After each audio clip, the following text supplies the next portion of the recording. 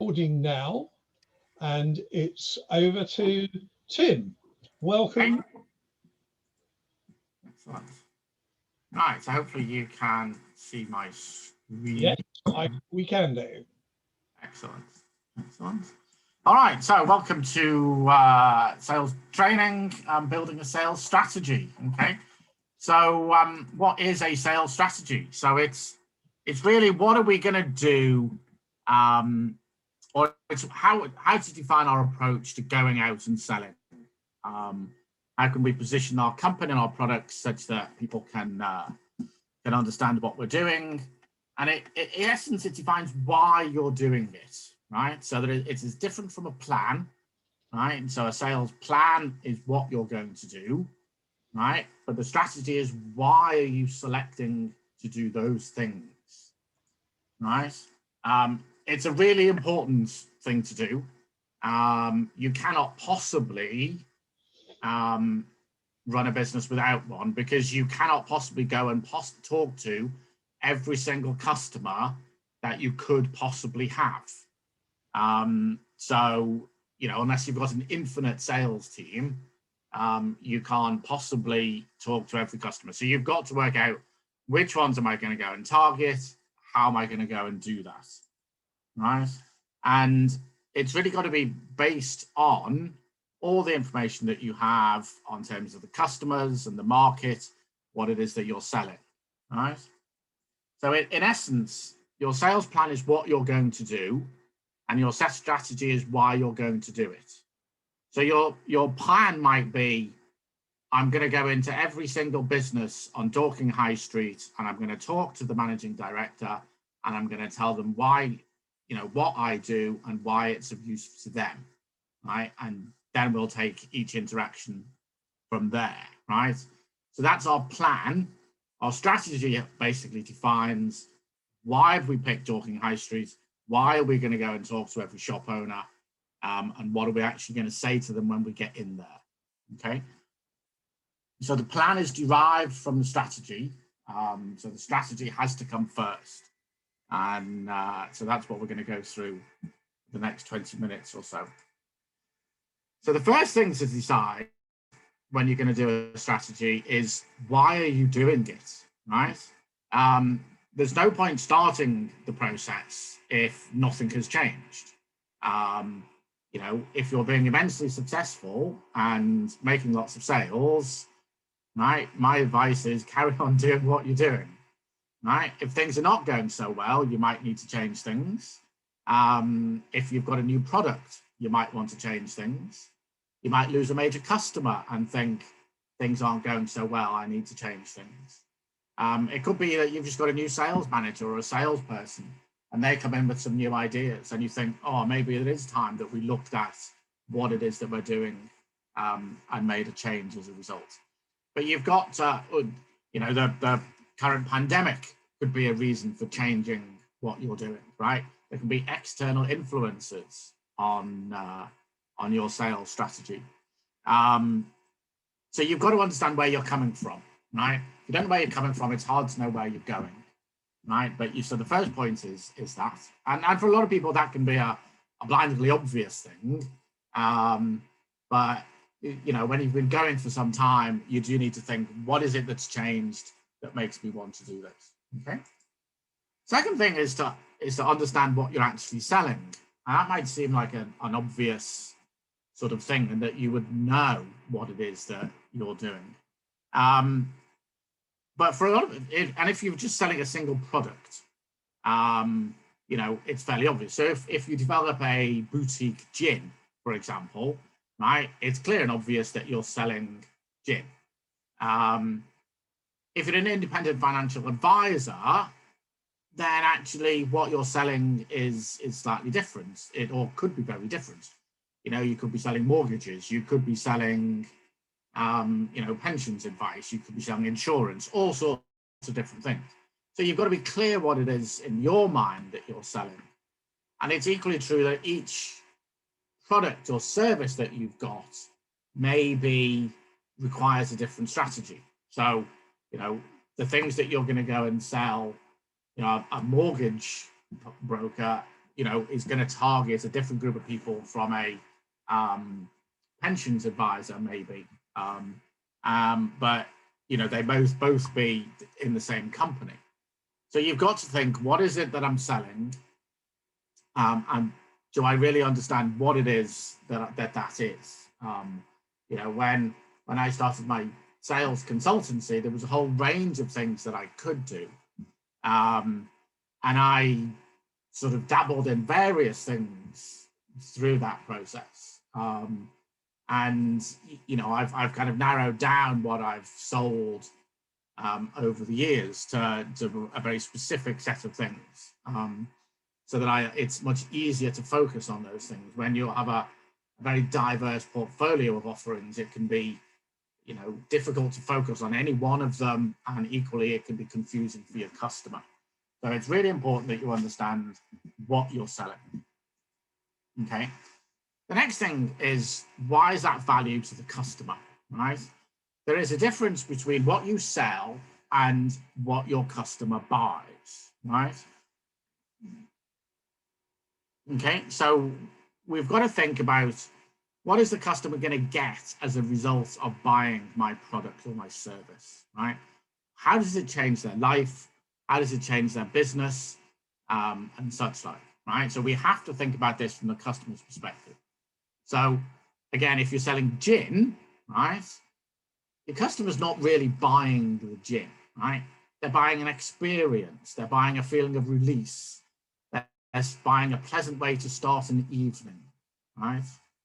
If you're selling financial services, right, you're selling security, or you're selling the chance to buy a house, right? The actual product in itself is, what it's called and what it does is not quite irrelevant, but it's what it does for the customer that you need to be, that's what you're truly selling. And you've got to understand that, right? How are you going to impact your customer's life in order to ensure that you get maximum chance of selling? Okay, so the next thing is, what does the market look like, right? Who are we going to go and talk to? Well, how are we going to try and, who are we going to target, right? We can't possibly go after every customer, right? So first of all, there's the obvious question: are you selling direct to consumers, or are you selling to other businesses, right? And obviously your approach then is going to be very different depending on which of those you're going to pick, right? If we're going to be selling to other businesses, we have to think, is there a specific market for it? So are we selling to financial services, or are we selling to the energy industry, or are we selling to footballers, or whatever? Right? We've got to know who else is selling these products and services. So where are they selling them? How are they selling them? When are they selling them? If you wanted to open a shoe shop, for example, you wouldn't go and pick a high street where there's already 4 shoe shops on there, right? There's an awful lot of competition, right? You're better off going to a high street where there's no shoe shops, right? And so you've got less competition, right? So you've got to think about what it is that you're going to go, what does the market look like? And then you've got to think about what's unique about you or your product, right? Ultimately, people will pick you because of that uniqueness, right? If you've got nothing unique about you, so you can't differentiate yourself, the only place where you can differentiate yourself is price, right? And that's, you don't really want to be having to differentiate yourself on price, right?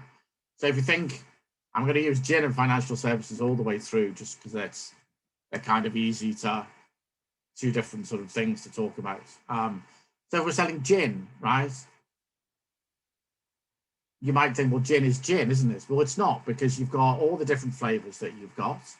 There might be the specific process that you use. You might say, well, I'm an organic gin. You might use 100% recyclable products. There's got to be something unique about your gin that makes you different from all the others, right? And it doesn't have to be the actual gin itself, right? So the contents of the bottle don't have to be different, but something about what you have has to be different.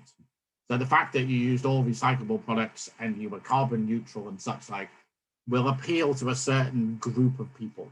And you may therefore have an advantage with them over others. right? If you're selling financial services, again, you've got to think, why am I different from everyone else, right? What do I offer that nobody else offers, right? And that can be quite difficult in those circumstances because there's a lot of financial advisors, and I think the differentiation between products is different, can be quite difficult rather. So it comes down to how do you work with your customer, right? So do you sit down and work with, give them all personal attention and such like? What is it that you're doing for people that is unique about what you do? And then equally, you've got to translate that again into what does that mean for the customer? What does my uniqueness mean for my customer? Does it matter to them, right? So if you're the only shoe shop on the high street, right, you're unique in that respect, and it means your customers don't have to travel, outside of their own town in order to buy shoes. So you've got to think, what is it that I've got that nobody else has got, and why does that matter to other people? Okay, so then you've got to do some sort of analysis of yourself, because no business is perfect. So we've got to think about what are you good at, right? What are your strengths? What are you not so good at, your weaknesses? What are your opportunities and what are your threats, right? So, it's some of those things you'll be clear. Some of those things, you can think of lots of threats. I'm sure 15 months ago, nobody would have had COVID as a threat to their business. Yeah, frankly, it's caused immense pain to an enormous number of businesses. And I'll guarantee that for the next 10 years or so, every business will have a global pandemic as a threat to their business. When I worked in the oil industry, the price of oil had a major impact on our customers' ability to buy things. And so that was always listed as a threat to the business, because if the oil price went down, people didn't buy things. And that made it very difficult for us to sell anything. So you've got to think all those, through all those things, right? You need to make the most of your strengths, right? What am I really good at, right? We need to do more of that. What am I not so good at, right? And then you either sort of minimize those or take action to eliminate them, right? So if I'm not so, for many businesses, particularly people who start off on their own, right? A lot of them don't have sales skills. They've got an ability or an opening or a product that they've developed, but they don't necessarily have the skills to sell it. So, that's something that you probably need to address. That's a weakness that you can't afford to leave out. So, you might go and take some training in order to get better at that, right? Obviously, opportunities, they're the things that are going to drive some of your initial actions, and the threats are things, how are you going to mitigate those? How are you going to plan for things that might go wrong? If you open a shoe shop on the high street and then, Clark's comes along and opens one, how are you going to go and react to that? What are you going to do about responding to that? So you have to think through all those things at some point. Okay, then you've got to start to think about which customers am I going to go and talk to, or am I going to try and approach? Obviously, on a business to consumer basis, we're going to go and define an ideal customer, and in that instance, marketing and advertising is the way that we're going to approach them, because there's too many of them for us to individually approach them. But from a business to business perspective, we have to think about who we're going to talk to, which comes down to what does a good customer look like, which was what we talked about in the training last month. So we're going to define some characteristics of them.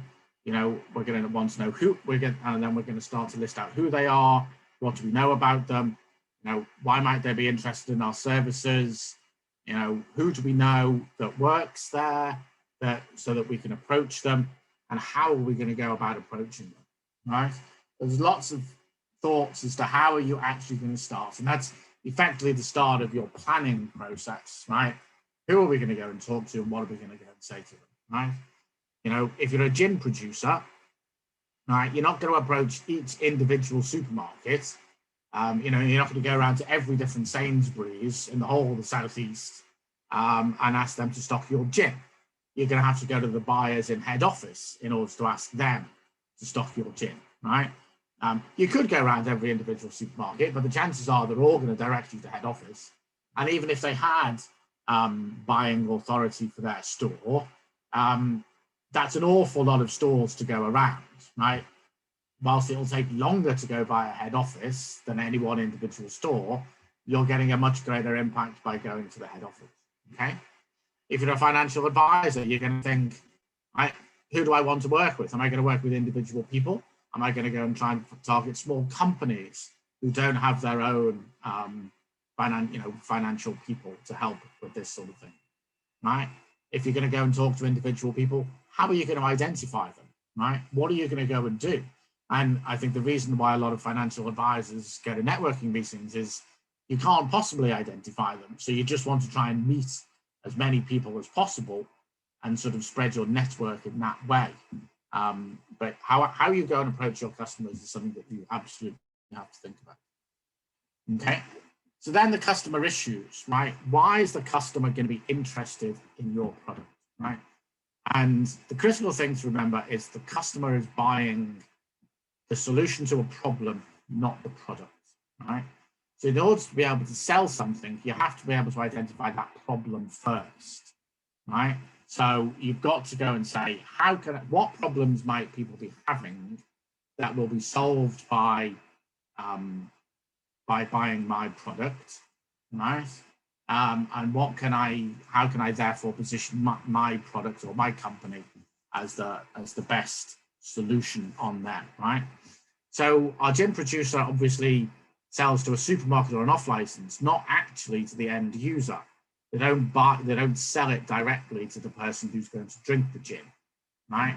So what is it that we're going to talk to the customer about our gin that would make them want to have it in there? So if you think about the supermarket wants a selection of products, they want a range of choice for their customers,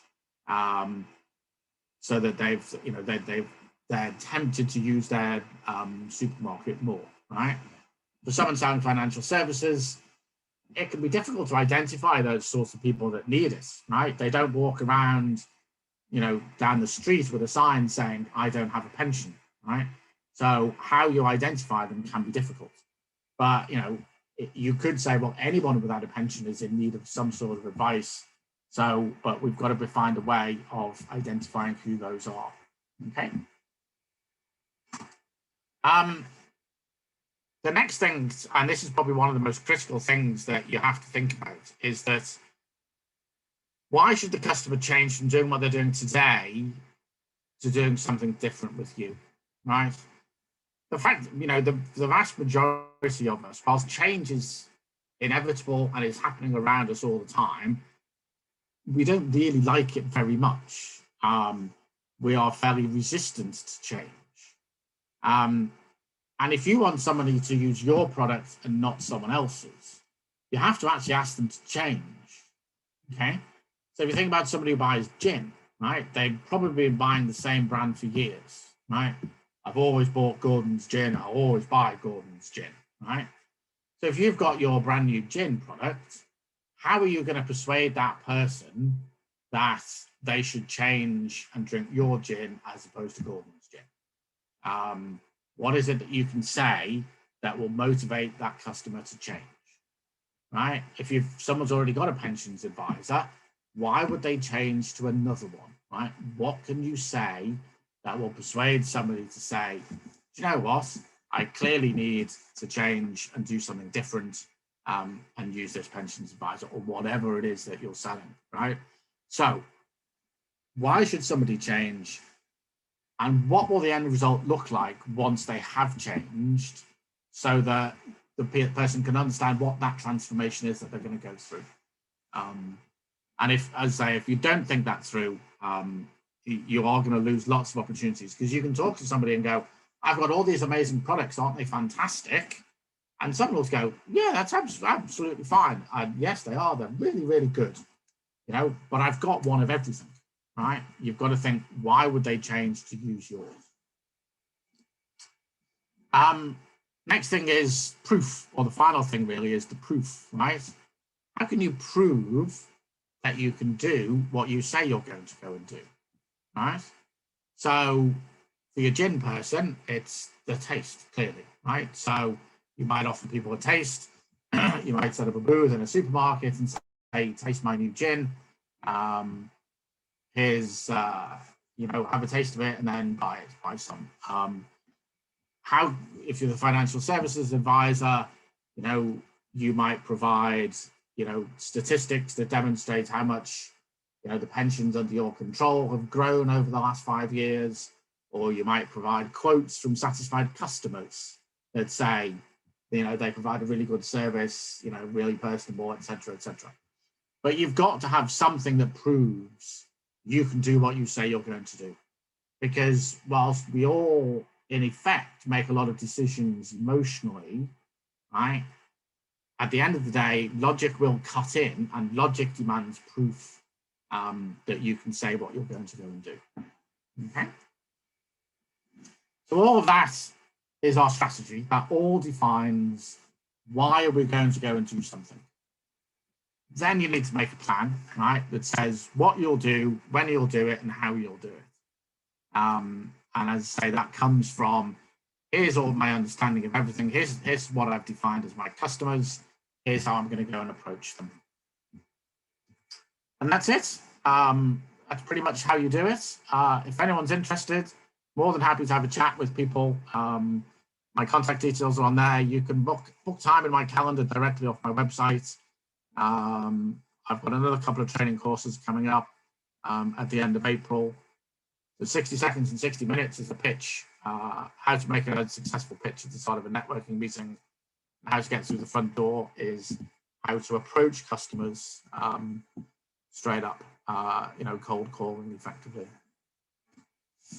And that's it. Any questions or comments?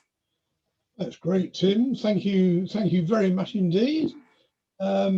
Nick or Jackie, questions? Yeah, I'll fire the first one. Really interested in what you're saying there, Tim. First of all, thank you very much. Interesting stuff. On the change, it's easier to do nothing.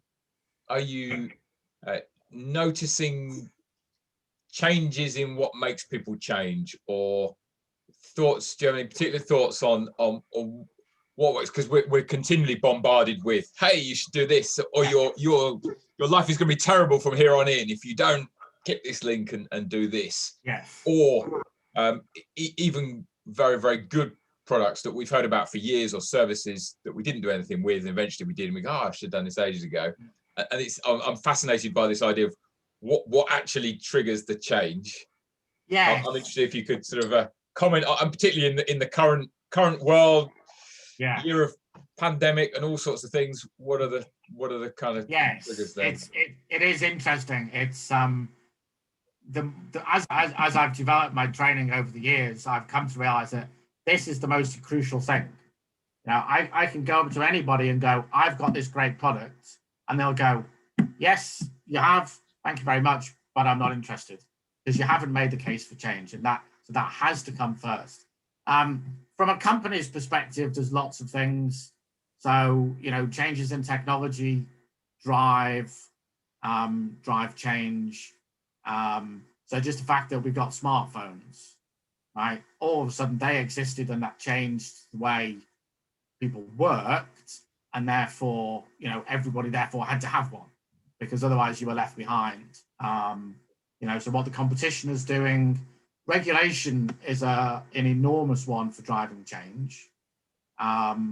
So, you know, the fact that landlords have to do a electrical check, you know, every time there's a change in tenancy, or every year or whatever, you know, that drives work for electricians, right? So how can you take advantage of that sort of thing? So regulations, you know, that sort of thing. From the personal perspective, you know, it's about offering potentially more opportunity, or getting people out of their comfort zone, you know, those sorts of things. I think it's a little more difficult to persuade people to change. Organizations are sometimes it's more straightforward, because they're driven to by those external factors, and there can be a collective sort of decision to move, as opposed to an individual who may be more, resistant to it. And obviously people's personality is different as well. So, in terms of sort of adoption of new things, there's always some people who are desperately keen to try the latest and greatest thing. And then there's people who are never, ever going to change what they've done. And there's a spectrum in between. And in essence, you've got to persuade. It's not the group who will buy anything that's new. It's the next group that come along that you've got to persuade to buy your product. Because only once they've bought it will everybody else buy it, because it then becomes more mainstream, right? So if you think about it in terms of smartphones, there's a group that will queue outside the Apple store to buy the latest Apple phone, right, on the first day of its release. And then there's a group that will go, yeah, I'll upgrade to that when my contract comes to an end. And then there's a group that are still using, the latest phone and don't ever upgrade their contract. And then there's people who don't even have mobile phones. And it's that sort of spectrum that you've got. And so it's working with those that are susceptible will make the difference. What product if you're introducing it. Does that help? Yeah, thank you. Interesting. Can I ask a question, Tim? Of course. So part of the way that I pitch my business is as a kind of preventative HR expert. I think if I just reading my Twitter blurb to remind myself what it is I do. Yeah. And some of the things that I look at is that people might use me if and I kind of don't say I use scare tactics, but kind of say, by training your managers as to how to do things properly, you will avoid ending up in tribunal. So, I've been doing some webinars with an employment lawyer recently, and we've been given the worst case scenario, of course, and then say, if you come to us, then this won't happen. And I was just wondering if you had any thoughts on, because some people will go through life and they'll never have that problem, but they could have that problem. Yes. If they have that problem. So they could go through their business and it's all fine, or somebody could go to tribunal and then it would be terrible. So how do you get to those people to recognize that they need this training so they don't have this horrible experience of a tribunal? Yes. So there are two. You can categorize everyone in lots of different ways, but there are two sort of categories in this one. One is people who are motivated by getting better. So let me train your managers so that they can do a better job, and everything will be better as a result. Yeah. And then there's a group of people who are, let me train your managers so they don't do something wrong, so you don't end up in the tribunal, avoid the tribunal. So the push and pull thing. Yeah. And a lot of people are motivated by the fear of things going wrong and the downsides of when things might go wrong, right? But then there's a group of people who are motivated by, what's going to be better and the shiny future that's ahead of us. It can be difficult to determine who is in which camp without knowing them. So you have to kind of try both tactics in some respects, I think, until you get to know them. I mean, you can sort of broadly categorize people. So salespeople, for example, are very much in the, I'm looking for that bright, shiny future.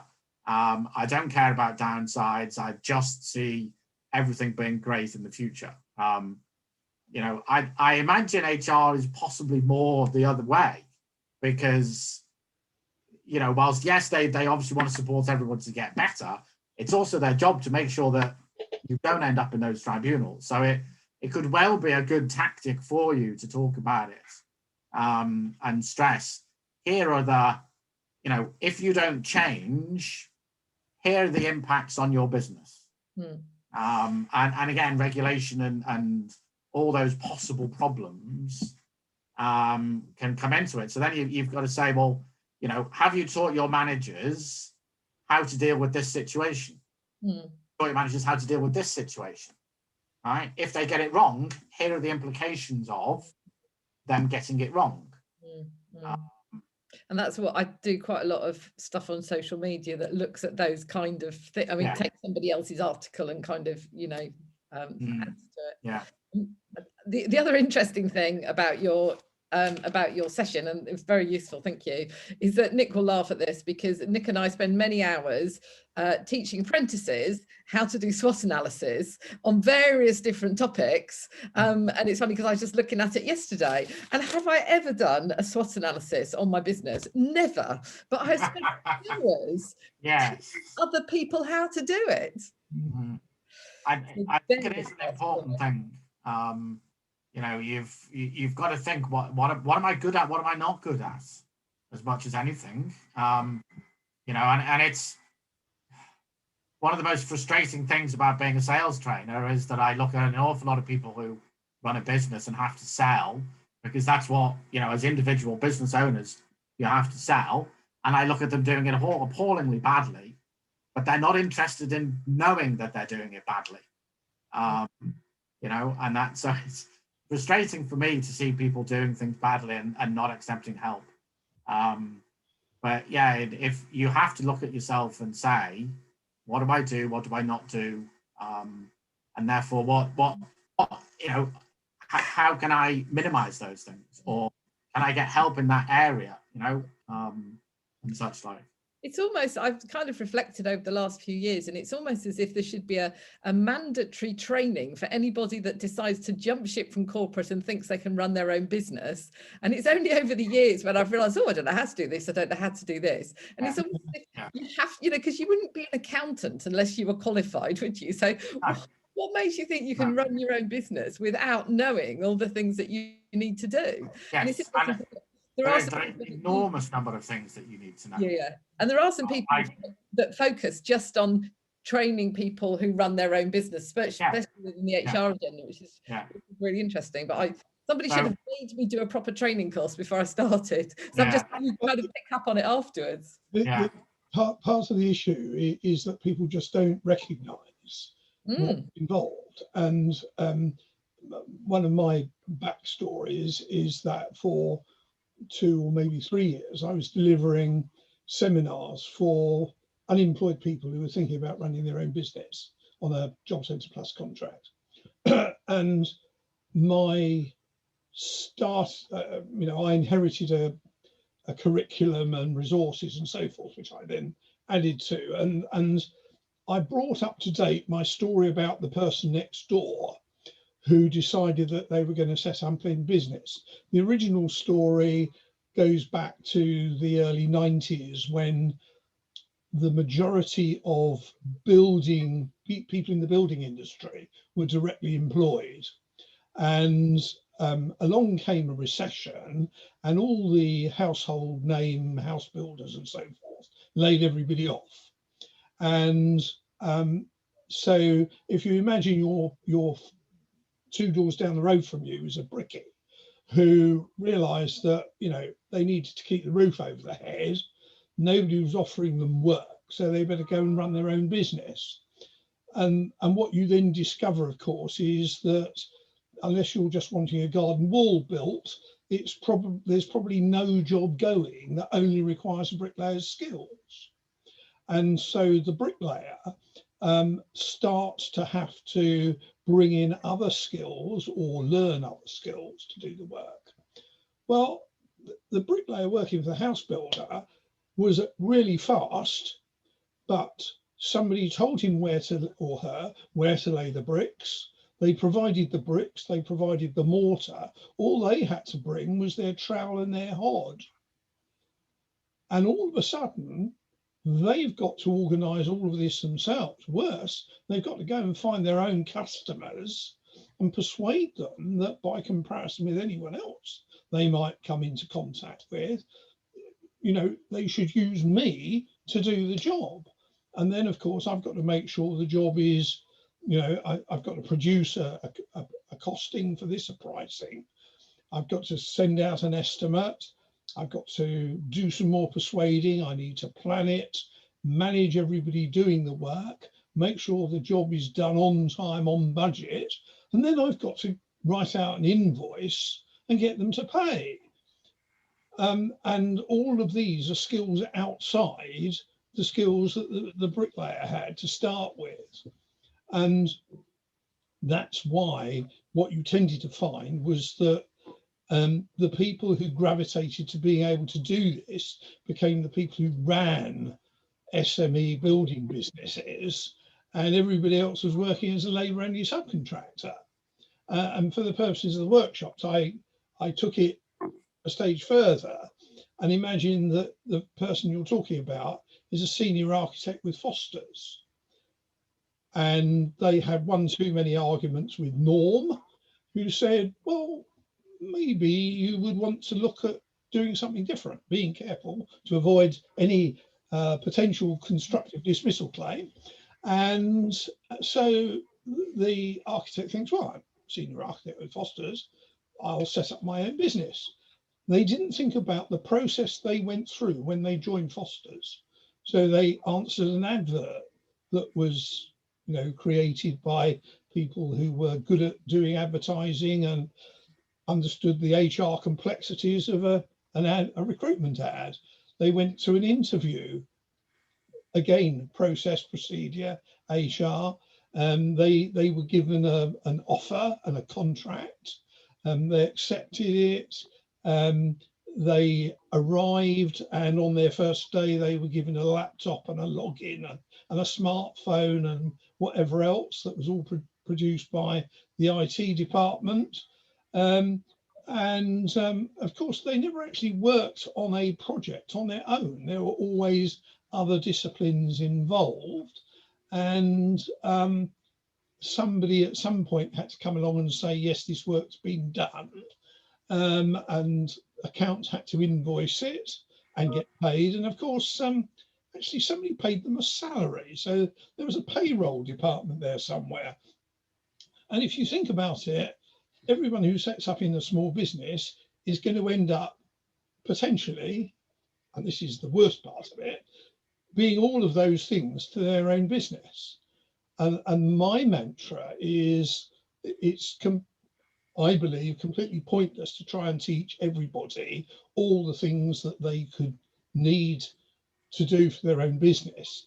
The logic is to run a virtual team. So, you know, you go to a Jackie or Mara to make sure you do things in a appropriate manner in terms of HR. You know, you engage with Tim about, you know, how am I going to sell this? You know, there might be some learning and development needed for my team. So I come along to Nick. But the logic is that we should all concentrate on doing whatever it is that brings in the income, because that's what we're best at, because that's what we started our businesses to do. And the people who try to do everything dilute the amount of time they spend doing what's billable and just go around chasing their tails. You know, I mean, let's face it, you know, once they started thinking about, oh, we better have a website, you know, social media seems to be a good idea, I better learn something about that. You know, these drains on your time can be enormous. So, you know, there are, you know, I think every business owner has got to recognize that they need the help of other disciplines, but they can't abdicate. You know, it's got to be delegation rather than abdication. So I've gone on a bit too long on that. Sorry, Tim. All right. But yeah, I mean, you're right. It's you cannot possibly be good at everything. It's just, you know, when you start off, you can only do the things that you can do, or you've got to do everything if it's just you, you know. But you've got to recognize what you can do well and not. I heard it said that if you run a business, you have to reconcile the fact that you're a commission-only salesperson. Yeah. And if you put it like that, would I really want to run a business? And Yeah. embracing that and going, that's what I've got to get up and be. But it's interesting, isn't it? Because also I remember talking to somebody once that wanted to do all the salesy stuff, but didn't want to do all the delivery stuff and the doing stuff. And I thought, oh, this is a perfect, combination. She'll go out and get the work and I'll do it. And then we talked about day rate and everything, and she was expecting sort of 50% of what she charged out to get the work, as opposed to, and when you kind of think about that, you realize that actually if you learned how to get the customers yourself, you'd get 100% rather than 50%, which but you'd spend 50% of your time getting all those customers, so it is a difficult one. So I mean, I am in the oil industry. When I worked, there was an awful lot of independent consultants who would work around in lots of different oil companies, and so over the next 3 months, I'm trying to put together a training course for them that how to go out and sell you as a single person. I do wonder, I think there's an awful lot of people who could probably benefit from it. And I'd say I'm going to do it for those guys to begin with, and use examples that are directly from the oil industry. But Becky, maybe at some point we could have a chat about extending that to people like yourself, as to how you go about selling you as an individual to other businesses. I think it's so important for people because, as I say, you're very, very good at HR, but you've never sold, but that's what you need to do. And Tim, how did you said that you kind of, when you started off in business, did lots and lots of different things and eventually kind of streamlined your offer. How did that happen? Things that worked. In some respects. I mean, when I was being made redundant, so I had 6 weeks to work out what I was going to do. And so I had a range of ideas, and the principal one was, it was either be a consultant and sell training or sell on behalf of other people. And so the selling on behalf of other people was quite easy to get to begin with. And obviously I had no training material, to begin with either. So that was very small, and I sold on behalf of lots of other people. But then I didn't, that wasn't really what I wanted to do. It was the training that I wanted to do. And so that's kind of gone down and the training's gone up. Now that's pretty much most of what I do. And how I sort of do it has changed. And, obviously with the pandemic, a lot of it is now online like this. So it's more an evolution than a revolution. As I've worked out what I'm good at, what people want, and what's the easiest way to go about doing all those things. Okay, thank you.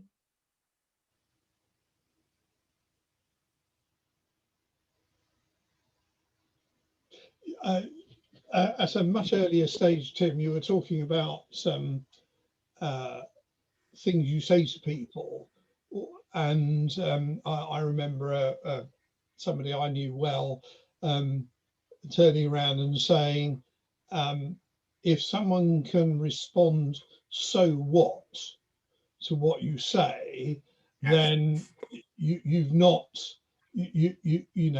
nailed what you're saying. Yes. And so the quotation marks, the "so what" test is something you can use to weed out, shall we say, the ineffective arguments. Yes. No, it's the best question that anyone who says, here's why you should do this, right? And if it doesn't come down to saves you time, saves you money, or makes you more money, or reduces your risk, you haven't nailed it, right? They're basically the things that So you should do this training for your managers to avoid them having to go to you having to go to a tribunal, right? You should train these people because they'll go out and make you more money as a result. If you cannot break it down to that, then you haven't explained why it's useful. And too many people stop. So the example I use, I found this advert for the 10 health benefits of eating apples. And one of it says it helps reduce cholesterol. Right. So we all look at that and go, well, that's all right, because for us. But that's the thing. If you don't understand that lower cholesterol means less chance of a heart attack, means less chance of you dying early, right? Statement is no use to you, right? You have to go all the way down that line in order to say, you know, eating an apple stops you dying early, right? You put all those intermediate steps in to explain it to people, but you've got to go all that way down. And if you stop halfway, you're, you know, everyone who understands cholesterol understands it, but if you don't, you know, you can't make that connection. And that's a very simple thing that is out for us all. If we're talking about something more complicated, you know, it's, you know, here's this new regulation. If you fall foul of it, you know, you're going to get an unlimited fine. You know, you need to know those things. You need to know the consequences of all these things. So yeah, so whilst I did a training course once where we got a rubber stamp, you know, an ink stamp that said "so what," and we could go around to documents and stamp them for people. So that's great. I love that. But yeah, no, it's a great question to ask when someone says why you should do something. Is there? I mean, you talked earlier about the push towards success or pull away from pain.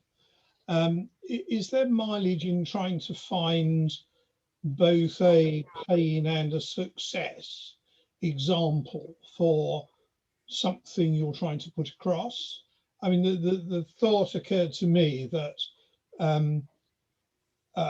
one of the things that we found in the pandemic is that so many organizations, despite the fact that they could have gone to their office at some point and sorted the problem out, have not sorted out their phone systems.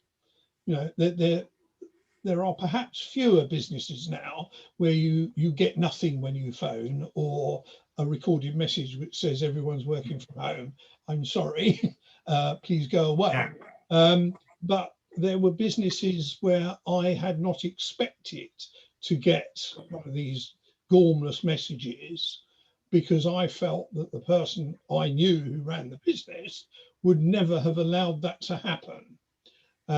So in one sense, if one's talking telephony, it's perfectly practical to have a system where you can program it remotely, so that, you know, if there is nobody in the office to pick up whichever extension normally rings with an outside call, if you've got direct dial for your people on their desk, then it's relatively simple to redirect direct dial to that person's mobile, for example.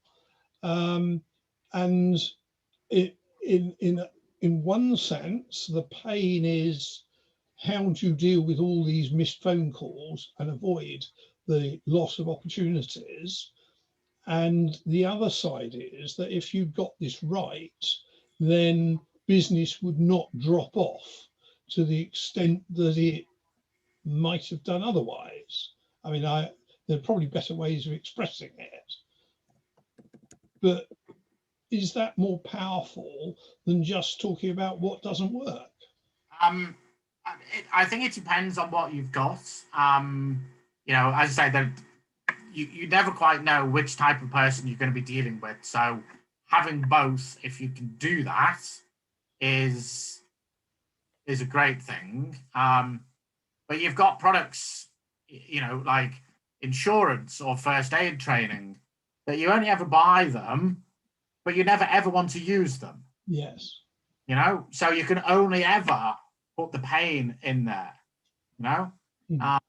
So a lot of people won't buy insurance because they go, wow, that's never going to happen to me, is it? You know, and until it does, obviously, you know, first aid training, it's like, you don't ever want to use it. But you have to all have, you have to be a number of people in an organization who can do it. Because again, there's regulations that say you've got to do it. So it really depends on what it is that you've got. I don't know, I can't think of a product offhand where you've got the only upside. I mean, if we go back to the bottle of gin, you don't want to paint the downsides to the bottle of gin. You might only want to paint the upsides. So it will vary depending on what you've got. Yeah. In LMI, we have a goal planning system, and you get somebody to set the goal, and then the next box on the system is benefits to be gained or losses to be avoided, and the whole idea is you hammer that box until you feel like I've just got to get up and do something to achieve that goal now. Yeah, and I think that's a good way of saying you never quite know. It's a combination of benefits to be gained, losses to be avoided in a sale, and the salesperson's job is to help the customer fill that box in sufficiently to say, where do I sign? Yeah, and you can have ideas around that before you go and talk to people, but you generally have to talk to them in order to fill that box in with them. The more you can do that, the more it makes it so obvious that that's what they've got to do. Can I ask a slightly unrelated question, Tim? Of course. After your last one, you talked about how to get through the front door course run, and I have it up on my screen now, which is why my eyes are going that way. Okay. I've got it in my calendar. I haven't registered yet. How successful, even with your course, it is getting through the front door when you don't know people? I mean, I'm not expecting you to sell a miracle to me, but how successful is it generally?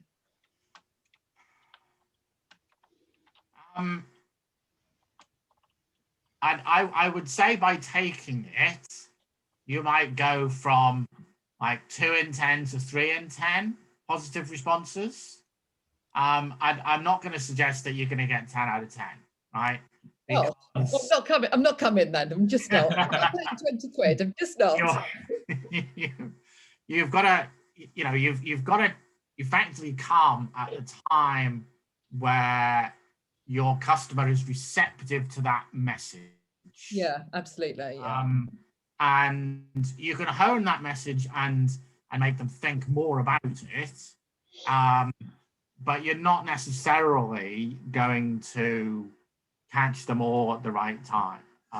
The thing I do say in that is that your cold call is not to sell your product. Right? Sales is a process, and your cold call does 2 things.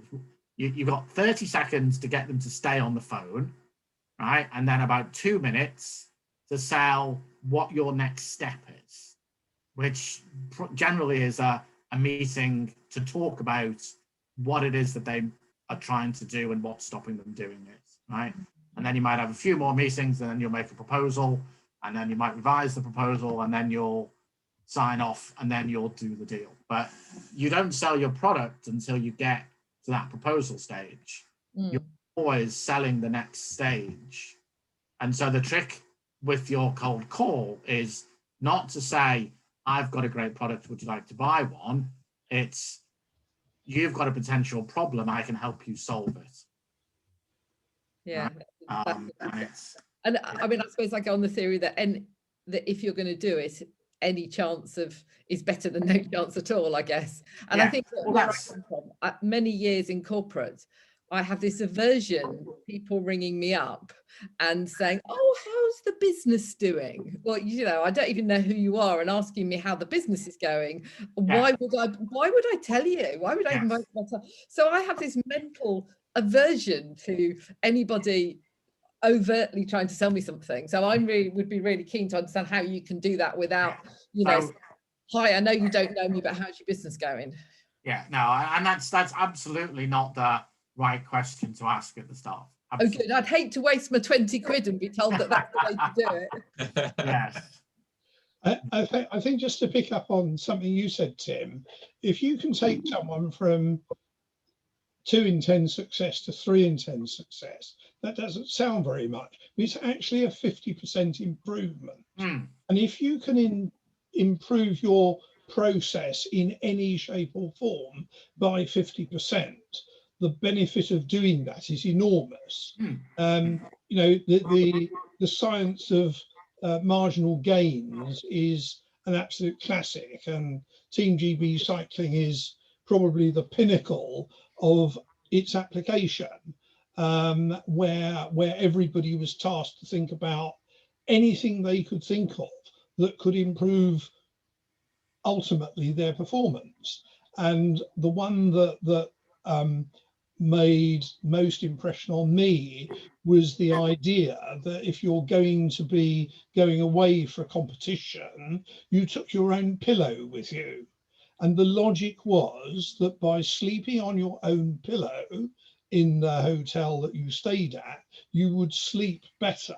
And if you slept better, you would produce a better performance. Now, not in terms of 10% better, but, you know, 0.5% better might just be enough to get that gold medal. Yeah. And so I think this whole idea of process, I think the other aspect perhaps, and, you know, for you to comment on, Tim, is what is it that you suggest to people that what way do you suggest to people in which you can help them? I mean, when I was cold calling for Barclays Bank as a lending manager, I was trying to speak to FDs or MDs of the right size businesses, and I'd asked them whether they'd be prepared to invest 20 minutes over a coffee to see whether there might be some benefit for their business. And my comment then went, at worst, you'll benchmark what you've already got and be able to tell the board, well, we've done some temperature testing, we talked to Barclays and we've got a much better deal from NatWest than they're ever likely to offer us. Or at best, we'll have some idea or solution that you desperately want your hooks on. And all you're asking for at that point is the opportunity for a 20-minute meeting. And you know jolly well that if you do come up with something they're desperately keen on, they're going to say to you, oh, that's all right, let's keep going for a bit longer, or yeah, can we book another meeting next week? So I think that what you suggest to people you can do is important, and maybe the hook for the person you're speaking to has to be the hook for them rather than the hook for you. And absolutely. In a relatively, what's the word? Sort of, you know, at worst, there's a good outcome. So if you can think of what the good outcome is for them at worst, and what's the good outcome for you at best, and you say, you know, at worst you'll get this, and at best you'll have that. Yeah, no, it's as I say, that first call is about selling that first meeting. Yeah, right? And that's all you're trying to do. But what I would say is you've got to give the customer a reason to change. I think, you know, just see whether you're doing the right thing isn't quite good enough these days. I think you've got to say, you know, here's something that you probably didn't know. How's that going to affect your business, right? Or if you think it is going to affect your business, can we talk about it? And that's effectively how I pitch it. Thank you. Any further questions from Tim? For Tim? In that case, if I may, we'll have the official finish, and I'd like you just to all stay on just for 5 minutes longer. So, Tim, thank you very much for an excellent session, and we'll put the recording on as soon as we can.